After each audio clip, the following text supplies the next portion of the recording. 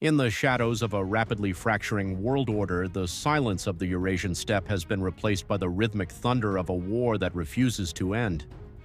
We are witnessing the twilight of the post-Cold War era, an epoch where the certainties of international law and sovereign borders are being ground into the black soil of the Donbass. For 4 years, the world has watched a localized conflict transform into a global furnace, consuming the resources of the West and the blood of the East. But as of February 2026, the stakes have undergone a terrifying escalation. The recent calculated maneuvers by Washington, the boarding and seizure of the Shadow Fleet tankers in the Indian Ocean and the Atlantic, mark a definitive pivot. The United States has finally struck at the jugular of the Russian war machine. By enforcing a maritime quarantine on the illicit vessels that kept the Kremlin's economy afloat, the U.S. has taken away the last thing keeping Putin's war alive. This is no longer just a war for Ukrainian independence. It is a systemic struggle to determine who dictates the rules of global commerce and survival for the next 50 years. The current landscape of the Russia-Ukraine war is one of brutal industrial-scale attrition. Since the collapse of the short-lived 2025 energy truce, Moscow has unleashed a relentless aerial campaign, utilizing hundreds of precision-guided missiles to systematically dismantle the Ukrainian power grid. In the freezing sub-zero temperatures of early 2026, millions of Ukrainians are living in a pre-industrial reality. Strategically, the Kremlin is betting that the psychological collapse of the Ukrainian rear will achieve what its tank columns could not.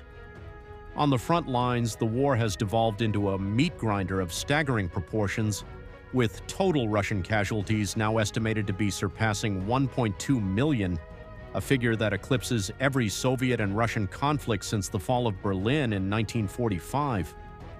Yet, despite these losses, the Russian state has rewired its entire social fabric for total war.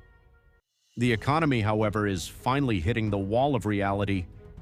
With oil and gas revenues halving in January 2026 and the budget deficit tripling its targets, the Kremlin's ability to bribe its populace and equip its armies is facing an existential threat. For the West, the challenge has shifted from a question of if Ukraine can win to how the transatlantic alliance can survive a protracted confrontation. NATO is attempting to manage a delicate transition.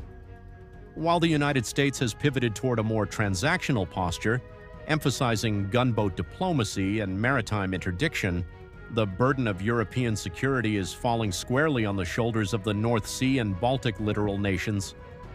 This is the Europeanization of the conflict, a strategic shift where the European Union is finally forced to reconcile its pacifist foundations with the hard reality of a revisionist power on its doorstep.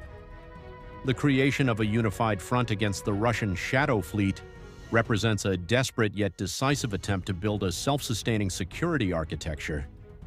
By targeting the aging tankers that allowed Moscow to bypass the price cap, the West is effectively cutting the financial umbilical cord that connects the Russian battlefield to global markets in China and India. However, the most volatile variable in this grand equation is the role of the emerging axis of evasion, Russia, Iran, and Venezuela. By deepening its military-industrial alliance with Tehran, Moscow has effectively integrated the Middle Eastern and European theaters into a single security challenge. The recent U.S. military boarding of the Aquila II and other vessels linked to this network indicates that Washington has lost patience with the shadow war. For the Kremlin, the calculation was based on the assumption that a distracted West would be unable to police the high seas effectively. This has proven to be a fatal error.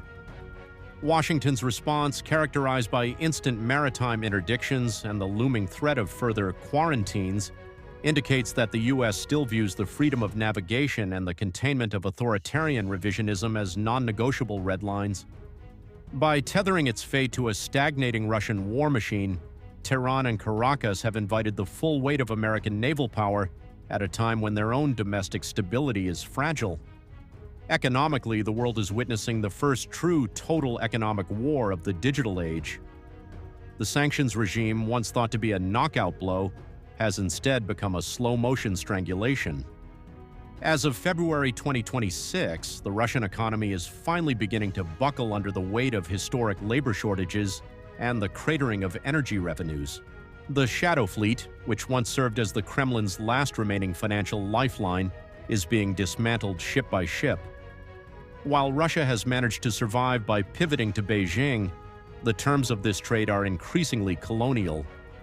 Moscow is becoming a junior partner to China, trading its natural resources and sovereignty for the technology required to keep its military-industrial complex alive.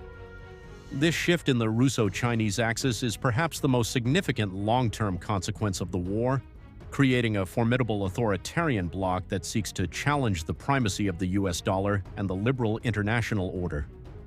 As we look toward the remainder of 2026, the grand strategy of the major powers is coming into sharp focus. Russia seeks to outlast the West's patience, hoping that political fragmentation will lead to a frozen conflict on its terms. Ukraine, meanwhile, is fighting for its very existence, attempting to leverage Western technology to offset Russian mass. The United States is engaged in a balancing act, attempting to deter Russia and its proxies through aggressive maritime and economic enforcement without being pulled into a direct multi-front kinetic war.